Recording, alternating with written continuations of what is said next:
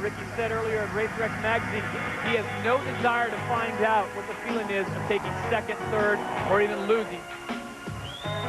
He's not happy to be on the podium unless he's in first place. That's the difference. Ricky Carmichael stunned by a B in Moto number 1 and stunned by Kevin Windham for the overall. So we talk about streaks, we talk about Ricky Carmichael's streak, folks. Kevin Windham is on a streak of his own.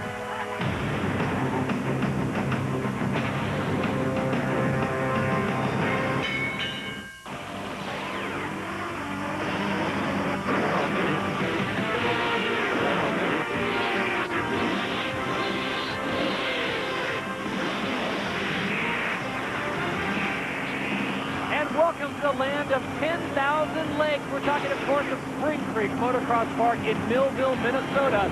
This is round number 9 of the AMA Chevy Trucks U.S. Motocross Championship, the Scott USA National. And hello once again, everyone. Todd Harris along with the champ David Bailey and Robbie Floyd as we have a picture-perfect day today. A little bit of humidity, David, but the track looks good and the guys have had a few weeks off, so they should be prepped. The riders needed a few-week break, Todd, to get ready for this event. The roughest track, maybe next to Southwick, one of the roughest on the circuit, and the heat is really going to be a problem for these guys today. Well, Ricky Carmichael sporting the new gear from Fox. How does he recover from basically 2 losses in a row, Kevin Windham? I think this few-week break was perfect for him because he was out of his rhythm. Kevin was beating him, and he's had time to regroup and figure out what's missing so he can beat this guy once and for all. And I think this is the track where he believes he can do it the most. Kevin Windham has certainly been a fan favorite in the last few rounds. Over at Team Yamaha, the face is not quite as happy. Chad Reed making a jump over to 4-stroke. How does that change the dynamic for that team? Well, I don't think Vuillemin, who doesn't look very happy right there, and Chad Reed are getting along very well. They've got a little buffer there with Tim Ferry between them, but I guess they had a scuffle earlier in the week. And I don't think it affects anything.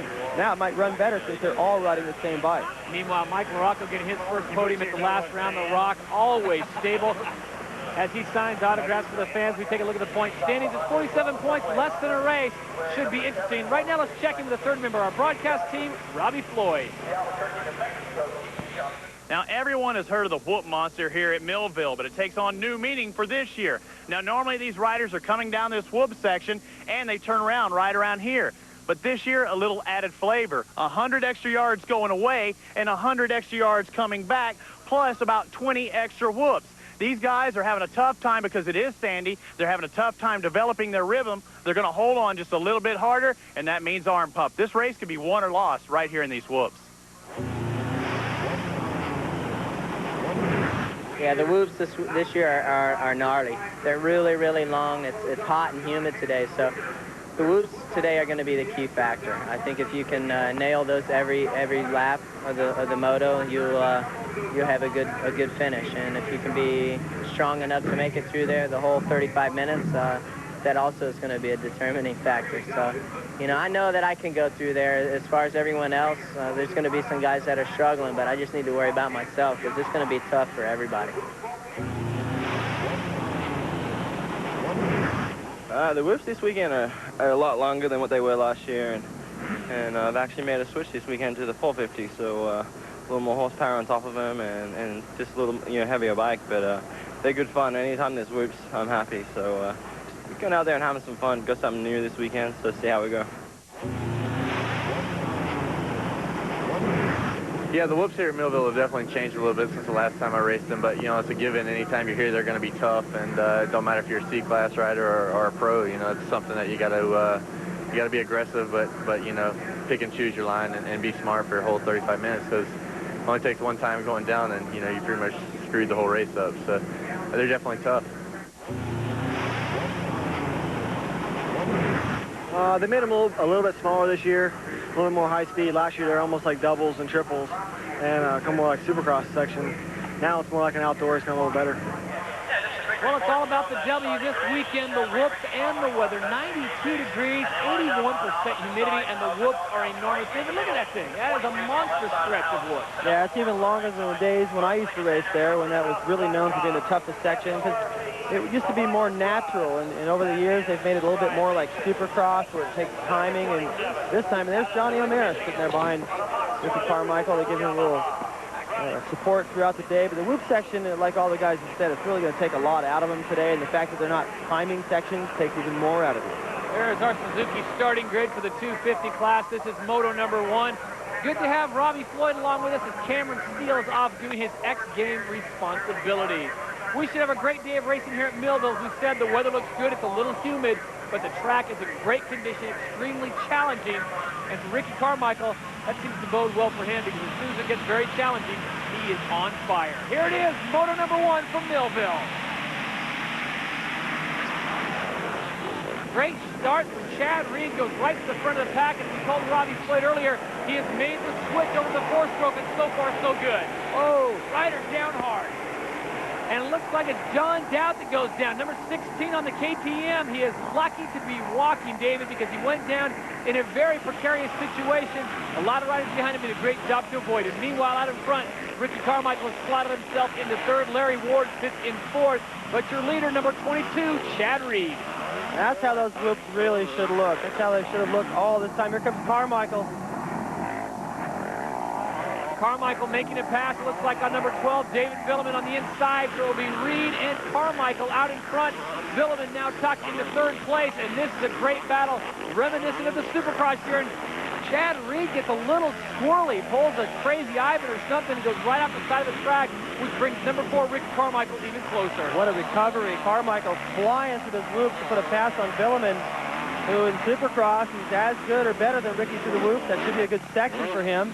Reed getting out of shape, going off the track. So Ricky's like, hey, next lap when we get to the whoop section, if I haven't passed him already, it should get the job done. There he was making contact. John Dowd going down. Luckily, that's every rider's fear, is going down when the pack's all together like that. Look at Carmichael flying through there, and Reed up ahead of him. Nice recovery to hang on to the lead. Good thing no one was standing right there. That's why they don't let people out in the infield a lot of times. You never know when something like that can happen, even to the best. The battle for first. It's Carmichael just on the inside of Chad Reed. Reed feeling the heat now. Chad on the new 4-stroke vehicle. David, is this a case where he's just not comfortable with the bike yet? No, he's comfortable. He wasn't comfortable on his 250. I don't see the difference right now. Carmichael was just a little bit faster. In Supercross, Reed was really starting to figure out the whoop section, and that's what would seem to be Carmichael's problem, losing some confidence. And here we are in whoop, and Carmichael has made up the difference. He's irritated, Todd, excuse me, with having lost 4 motos in a row. He's probably glad to see that there's no Kevin Windham anywhere near him, and I know that he came into this race very motivated. It was 3 weeks off. He trained so hard to come back here and reestablish himself as the best, and he's done that so far.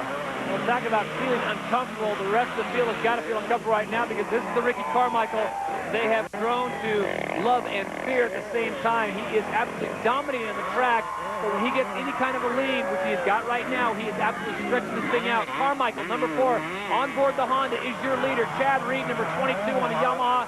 The 4-stroke sits in 2nd place right now, and we have got a great race underway.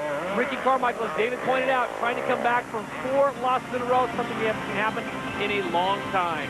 There's your running order. We're back to Millville in just a moment.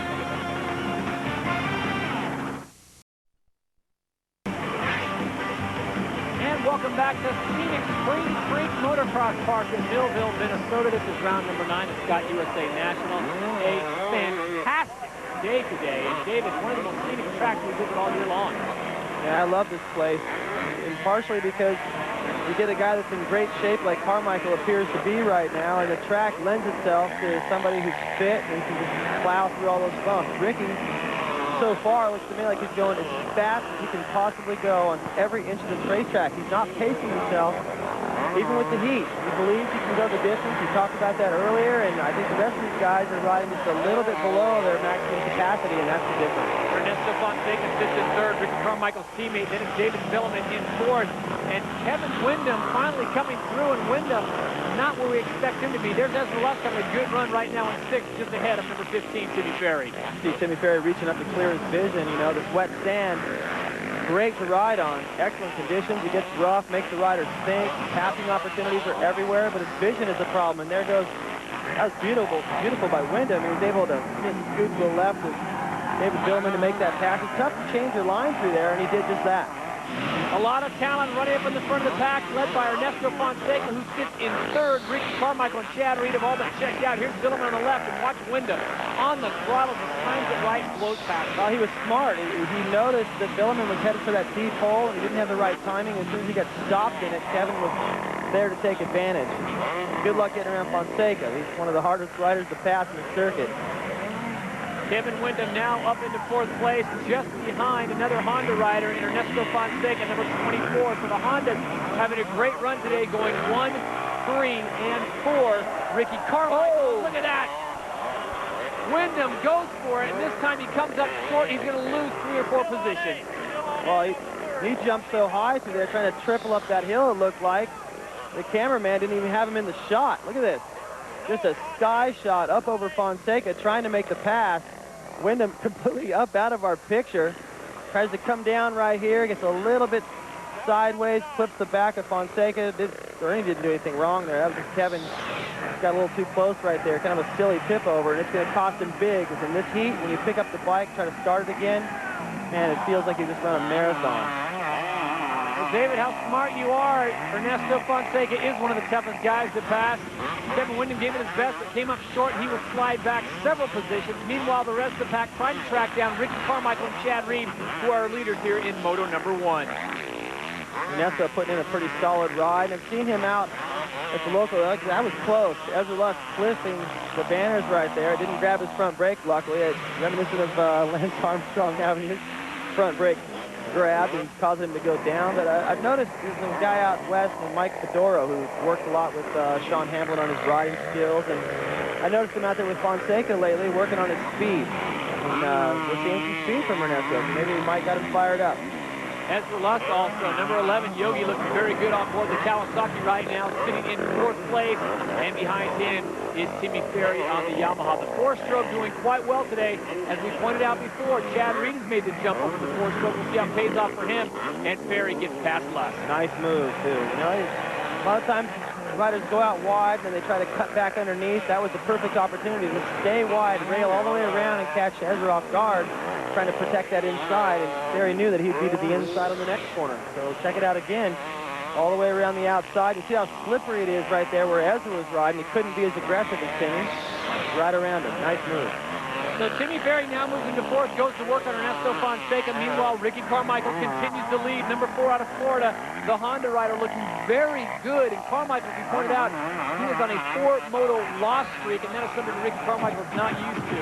Carmichael today, though, looking absolutely fantastic. The Carmichael of old. And David, is it a case that he's back, or is it a case that this track really suits his riding style? The track suits his riding style first and foremost, but I believe he's gone back to some of the 24-0 settings on the motorcycle to feel more comfortable out there.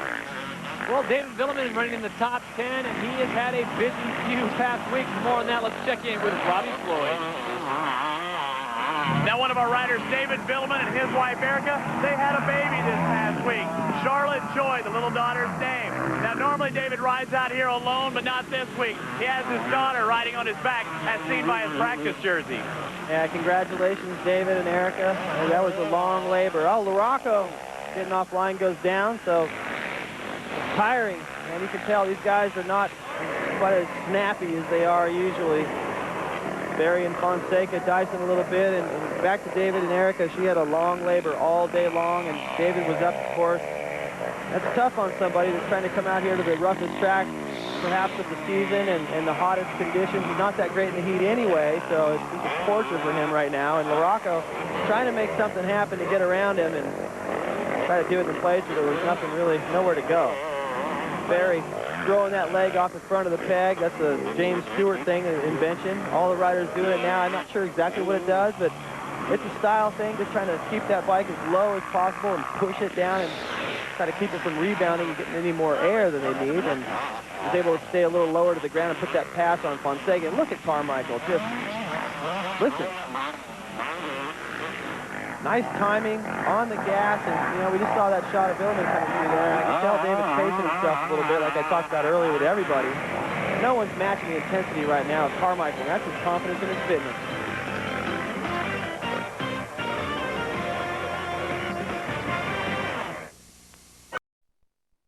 These offers at Oceanic.com. And welcome back to Millville, Minnesota for Scott USA National. Scott Harris along with David Bailey and Robbie Floyd. It's the white flag lap. And for Ricky Carmichael, he has opened up a whole can of something here in Millville, David. He has looked fantastic. Pretty much still looking like he's going just as fast as he's been going the entire moto. I think he's just on a roll, having a good time. There's no reason with a near 50-second lead that he enjoys right now, that he needs to ride as aggressive as he is, but you know, why not? This is the scene moments ago with Kevin Windham, who pulled over to the side of the whoop section, and I'm not sure if that was water or breakfast. Either way, it's not good, and he stopped, and you know, you can speculate there on whether that's right or not. It's not in the mechanics area. Here's Ricky Carmichael, the beginning of his slaughtering, passing the early leader Chad Reed, and Chad didn't even get a chance to hook on. It was like last year's 125-second moto where Stewart just completely checked out from Chad, who had won the first moto. I figured Chad on the new bike being excited a little bit, and look at Carmichael clearing that triple that Windham was going for, no problem, one-handed. I thought Chad would do well here. You know, it's a good track for him. He's had a few weeks off to decide, you know what, I'm not happy with the results I've been getting. Let's go to a new bike. But it's not working, as Carmichael high-fives his way to the finish line and reestablishes himself as the fastest rider on the circuit. Well, Chad Reed did go out and get the whole shot on that new four-stroke ride of his. See some time before he gets that thing figured out completely, but he looks good today, currently sitting in second place with the man who's absolutely dominated, as David pointed out, number 4 out of Florida, Honda's Ricky Carmichael. You know, we said that before, but with Kevin Windham winning the last 4 motos, Ricky makes a point that he is back here in Millville on one of the toughest tracks you'll see all year. Ricky Carmichael comes out and absolutely puts on a show. 5 career wins at Millville, 3 in the 250 class, 2 in the 125 class, so he is no stranger here. And I think coming off the loss in Washougal, he knew as he got ready for Millville, this would be where he would turn it around. Now, he loves this place, and I want to hats off to the promoters here for making that whoop section longer and actually challenging these guys. The heck with the heat. Motocross is supposed to be hard. In my opinion, all the tracks this year, other than maybe Southwick because of the stand, but it wasn't really even that rough this year due to all the rain. Of course, Glen Helen's a little bit tricky with the uphills and downhills, but this is a really tough racetrack, and the promoter made it even tougher on the guys, and I think that's what they need. The tracks, in my opinion, are way too smooth now. That's Timmy Ferry coming in. He is currently sitting in 3rd place, so the Yamaha's going 2 and 3, both of them on a 4-stroke. And give credit out to Chad Reed. It's not easy to make a jump onto a new bike, and he did that, and he came out and got a 2nd place. So well done, Chad Reed. When we come back, we will talk with our winner, Ricky Carmichael, in a moment. Clutch.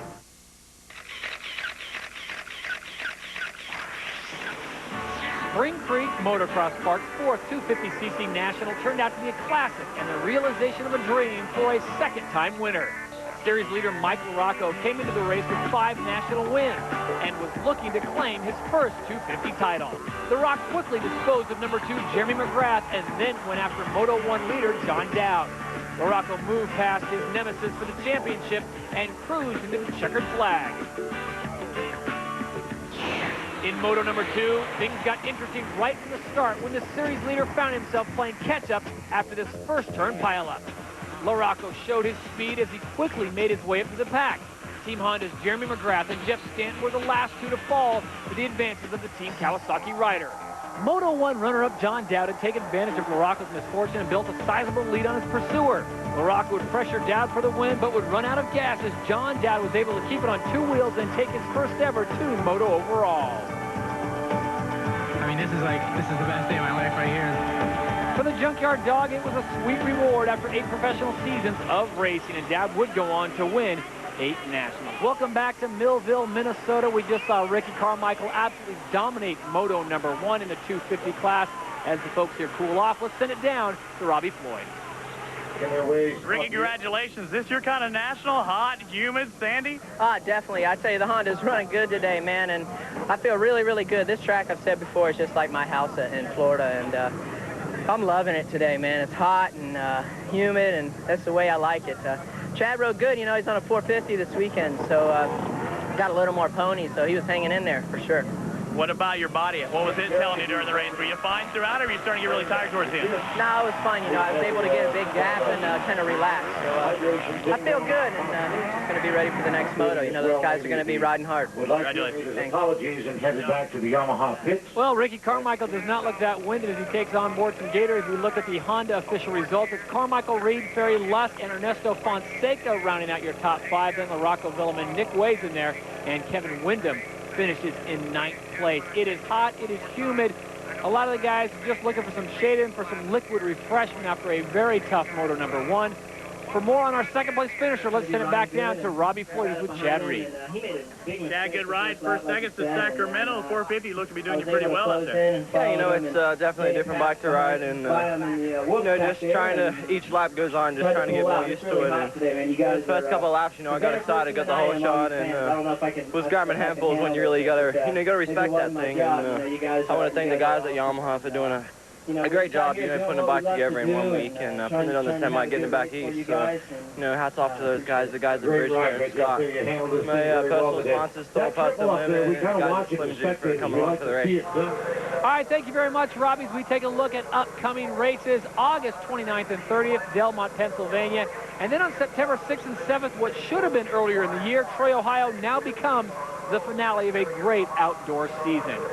And speaking of outdoor seasons, very hot, very humid today. Timmy Ferry blowing off the podium ceremony, trying to get some liquid in him and some shade, and the rest of the riders get ready. And it's time for this week's edition of the Racer X Pit Pass.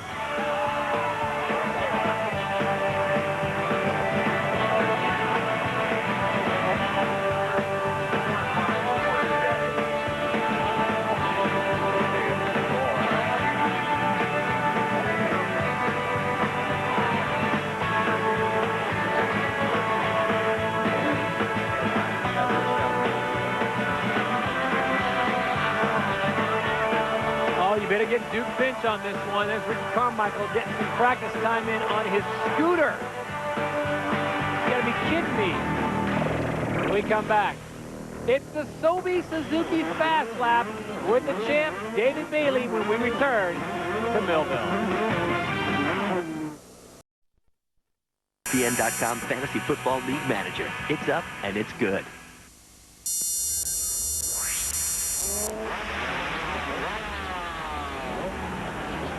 And it's now time for the Sobe Suzuki Fast Lap, and the champ, David Bailey's going to take us through it with Andrew Short on board.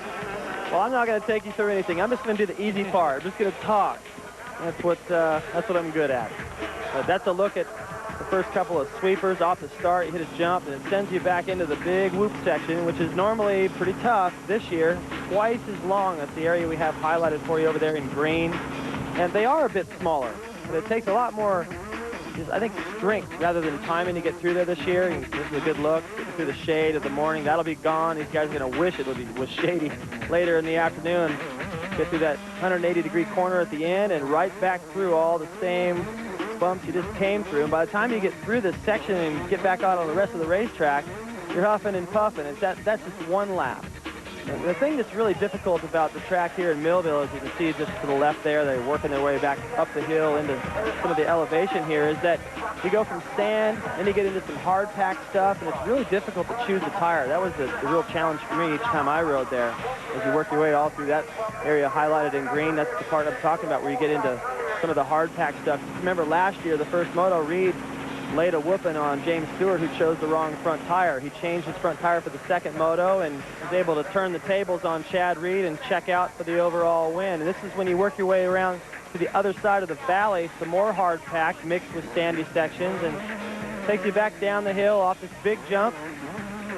Straightaway gets a little choppy as you work your way into a tight little switchback before you get the checkered flag. And this place is a lot like Loretta Lynn's in that it sits in a valley. You don't get a lot of air circulation through there, and you got the creek running nearby. And that's the only way these guys are going to stay cool today. And David, wake up. I don't think a lot of people are getting a lot of sleep at Chateau de Vuillemin these days with a new baby there.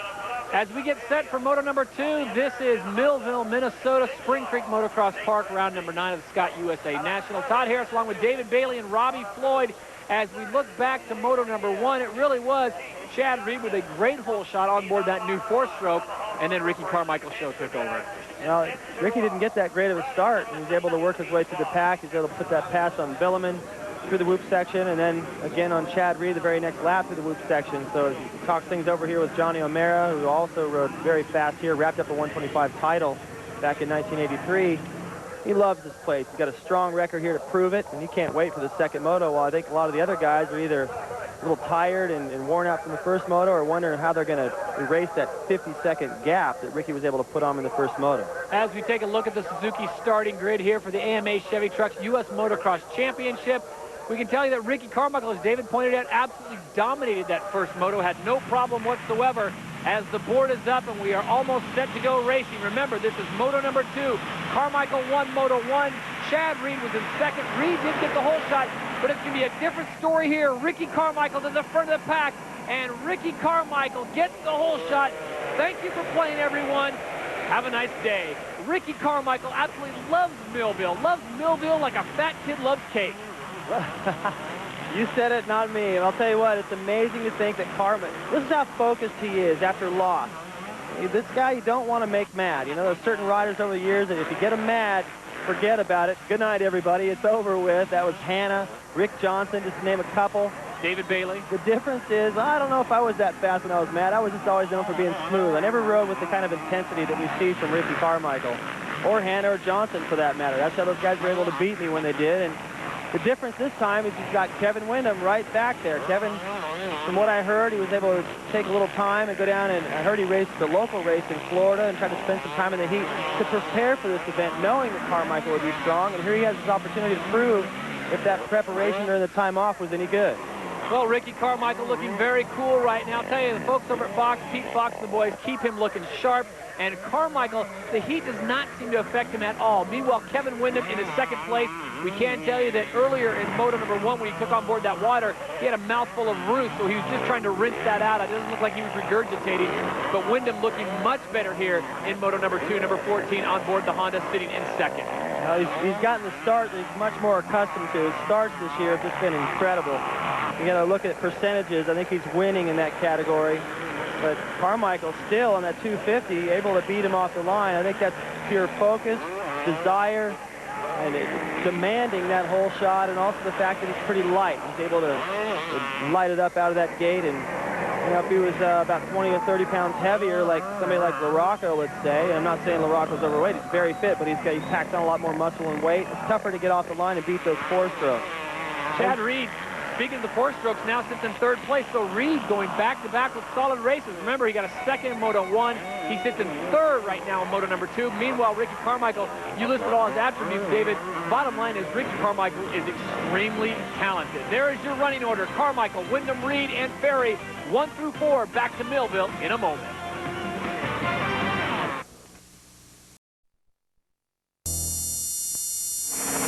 You are looking at one of the most scenic tracks in the country, Spring Creek Motocross Park, Millville, Minnesota. This is round number 9, Scott USA National. Todd Harris along with David Bailey and Robbie Floyd filling in for Cameron Steele in the X Games. Our leader in moto number 2 is Ricky Carmichael. And there you see the size of lead. Here comes the next 2 pursuers. That's Kevin Windham, number 14, and number 22, the Thunder from down under, Chad Reed, who just picked off Windham there and moves into second. Beautiful plan right there. He saw that Windham would come out of the corner at the bottom and was forced to the outside, which was going to force him to the outside at the top, given that he pushed him so hard up into that corner. Cut across, and it wasn't, I wouldn't even call that aggressive. He was just smart, and he caught Windham off guard. You see Windham flinch a little bit, like, oh, man, left a little too much room there, but I don't think Kevin's going to give up this time. And I think he believes with the results he's been getting this year that this isn't over yet. Look at this move. Kevin committed to the outside. Reed smart enough to plan ahead to get in there to the inside. Kevin going, whoa, you know, just trying to keep out of the way. Didn't really make much contact there. That was a good move. I think Kevin will have to respect that. And Carmichael, once again, gone. I mean, this kid is, geez, you know, this is the track that he knew he could win on. And you know, it was really important, as we take a look a little further back, it's very important for Kevin Windham to win the last 4 motos. Those were tracks that did lend themselves a little bit more to the 4-stroke. Good tracks for Kevin. And there were free throws. He needed to make those. This is a free throw for Ricky. He needs to win on this track. And he is. Meanwhile, back in 6th place, Ernesto Fonseca has his hands full right now. Fonseca, who had a great run in the first moto. Here it is again.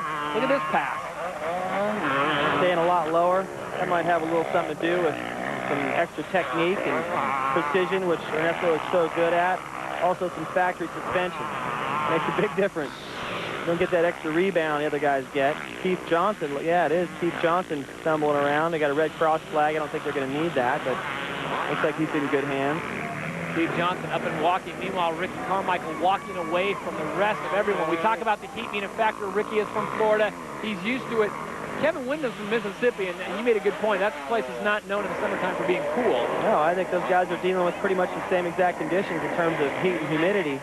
So I don't know that Ricky's got a big advantage in terms of being acclimated to this place here in Millville any more than Kevin Windham does. And so those guys are pretty much even on that. It's just the motivation and the momentum that Kevin Windham had established got interrupted with a 3-week break. And Ricky is back on top of his game. LaRocco continued to work his way through the pack, trying to find a way around Fonseca. Look at him. You think you got him, and then he comes right back and stays in front of you. LaFon's just closing the door down on the rock. Mike LaRocco, number 5, on board the Honda. Also on the Honda, number 24 is Ernesto Fonseca, originally from Costa Rica, now living in California. Fonseca looking for a breakout, possibly getting on the podium here. Looking very fast right now, sits in 6th, and the Rock sits in 7th. Ricky Carmichael, your leader. Yeah, I hand it to Ernie right here. Some of his best riding this season. Good aggressive charging through that first moto, and he didn't take so much out of himself with that effort that he doesn't have anything left for this one. And you can see that with a lot of the riders. They just put a little bit too much. Finally, he gets around. A lot of the riders put so much effort in the first moto. Between motos, you get that first call at the staging area for Moto 2, and it's just about dead. I've stood up and seen stars here and wondered how in the heck am I going to get through another 35-minute moto feeling like this. But you have to. It's your job. This is Ezra Lusk. Now, he is just ahead of the Rock. Mike LaRocco currently. Lusk sitting in 5th place. LaRocco in 6th. As we saw Ernesto Fonseca being shuffled back to 7th. The yellow flag is out. Meanwhile, Ernesto Fonseca will continue to motor through. Cracking out the white gear here, and another rider's down. Stratton getting flamed by the whoop section. That's early in the whoop section, too, so he probably tried to get in there and get a good drive, got swapping, and that would be my guess, having not seen it. A little swapping right there from Lusk, but as long as you keep that power nice and steady, the bike usually straightens itself back out. As soon as you let off, you cause problems. Let's go outside the lines with Ezra Lusk.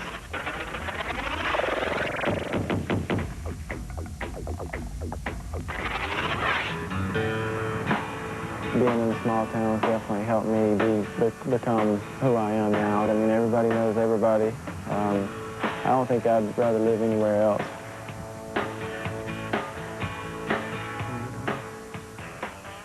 Hi, I'm Ezra Lusk. Welcome to my home here in Bainbridge, Georgia. This is my wife, Jennifer, and baby Hayden Patrick.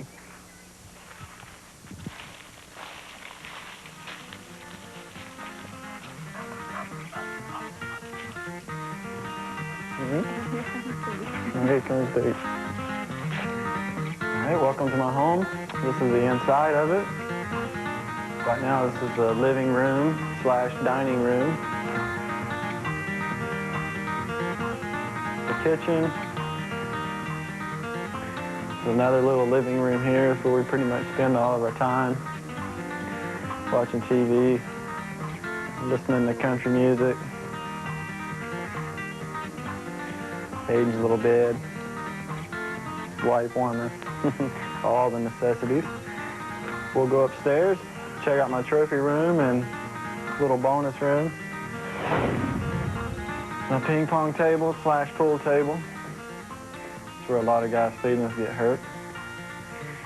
And this is where my decorator, Allison Betts, now known as Allison Cantley, decorates.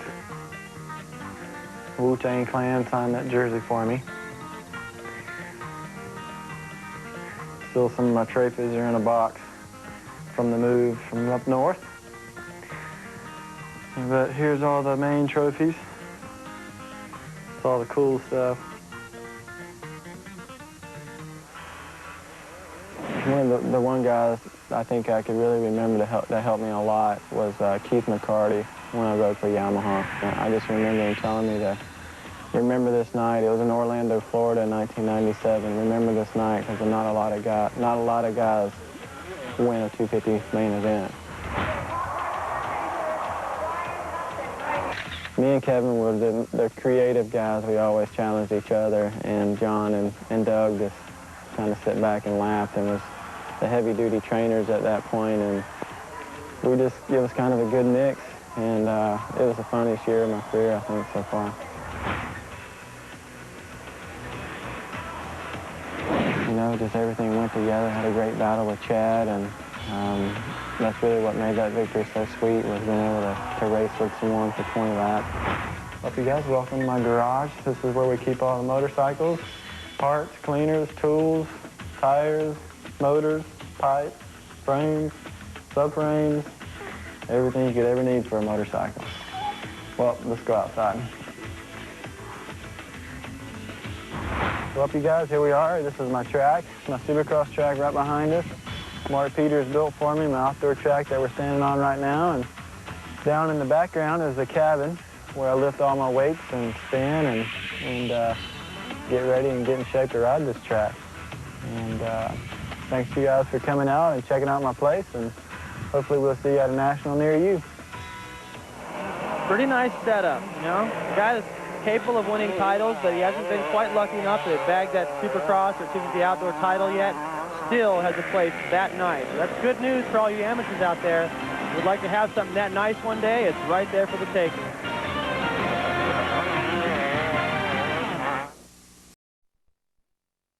And scooters.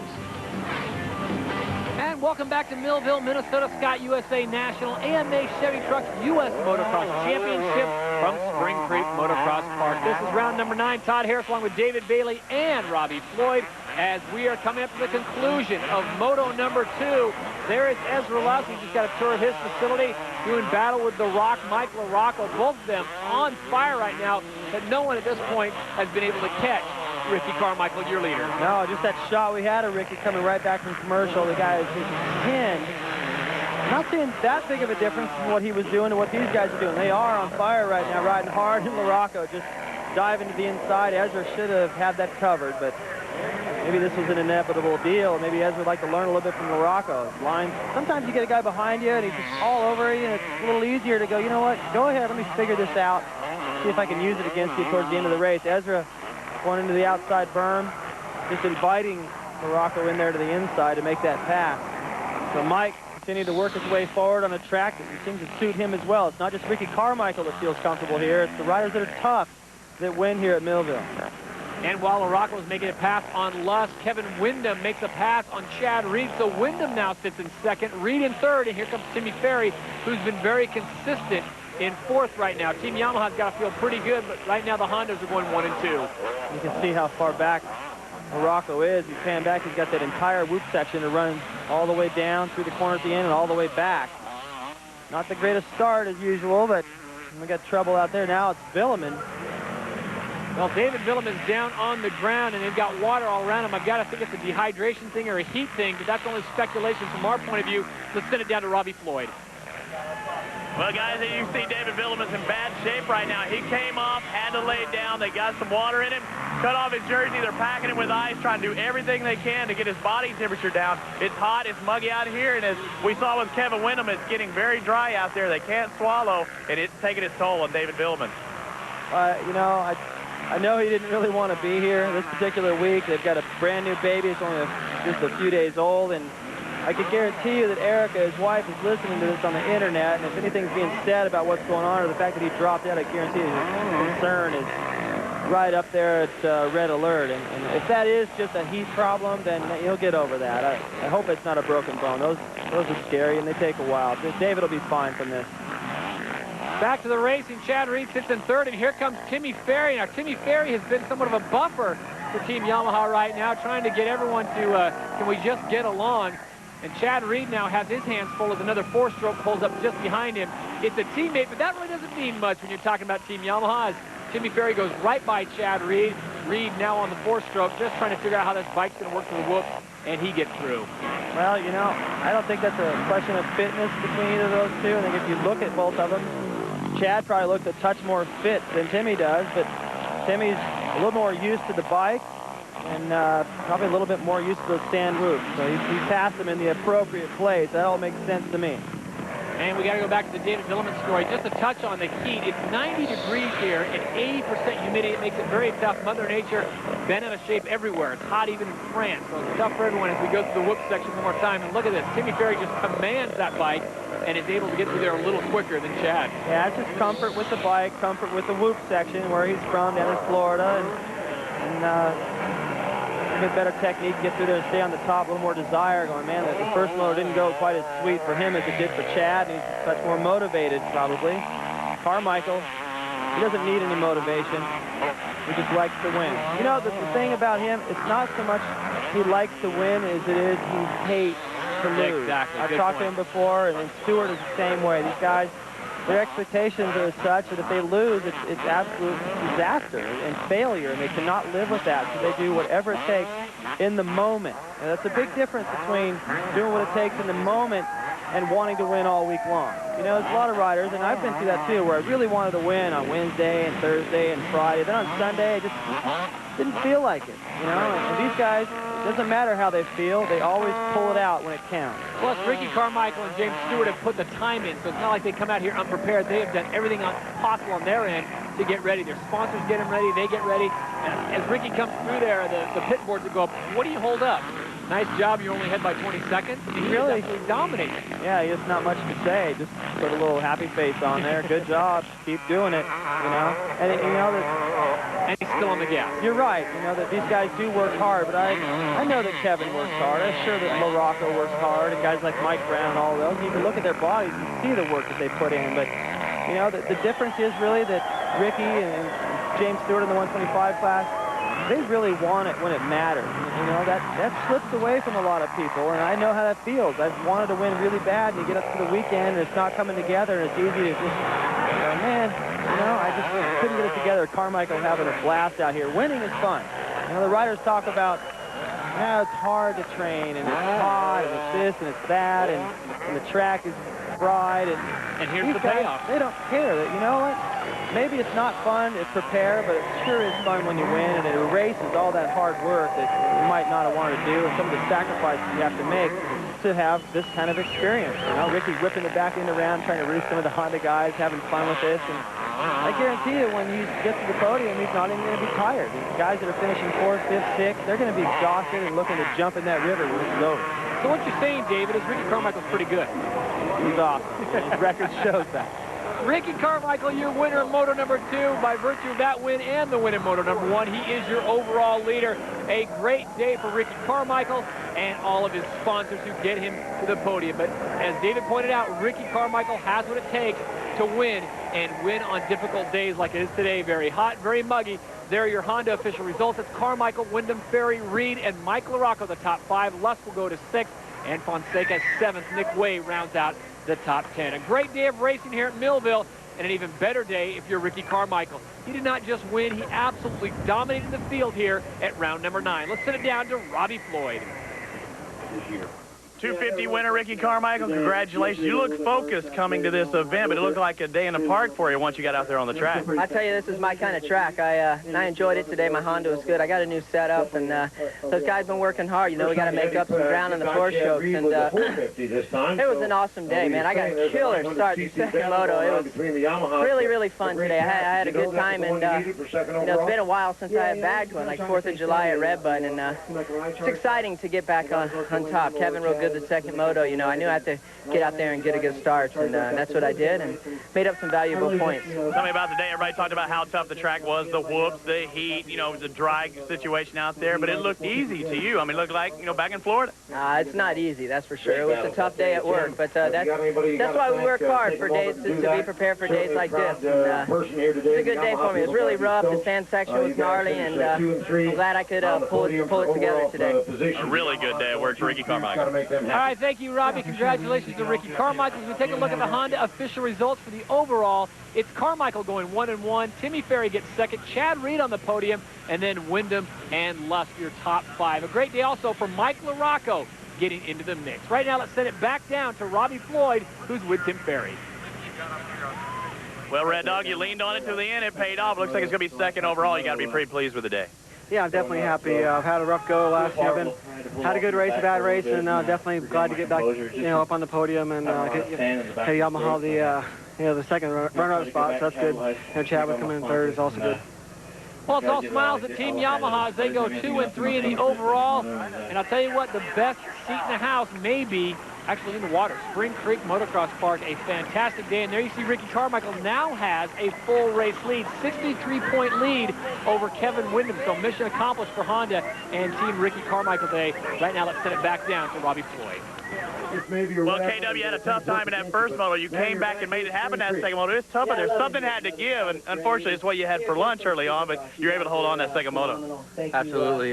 Very much for you guys. I had nothing left in me that second moto. I was completely running on empty. All the food that was in my stomach throughout the day was gone, and I really didn't want to, load down in between the motos, because I had a serious stomach ache, but that's why you gave it all I had, to prepare yourself, and hopefully my sponsors and the fans are happy with that. Well done, Kevin Windham. A quick programming note. The Binghamton shows on September 1st and 4th. Times have changed. 7 p.m. Eastern for the 125 show and 11 p.m. Eastern for the 250 show. Let's send it back down to Robbie. Chad, a good ride. First time out there on the 450. Looked like you were doing pretty well on it, huh? Yeah, I had a lot of fun this weekend, and, I gave it everything I had, and, those first few laps. And, lately I haven't been able to do that. Just really something's been holding me back, and, I was pumped to just let everything hang out for, for 35 minutes. And, the end there was just, I had to back it down, otherwise I was going to go down. So, just played it smart and, got on the podium, which is a good accomplishment for me because, everything's been up and down. So, once again, big thanks to the team. They put a great bike together in a week, and, I think it's better than my 250 already, so I'm happy. And all the guys at Thor, Pustin, Lim, Bridgestone, Scott, everyone done a great job this weekend, and I'd like to thank them. Thank you, Chad. We'd like to thank Robbie Floyd for filling in for our resident rock star Cameron Steele, who's at the X Games. So on behalf of the champ, David Bailey, I'm Todd Harris saying so long from Millville, Minnesota. This has been a presentation of ESPN, the worldwide leader in sport. For more, log on to ESPN.com.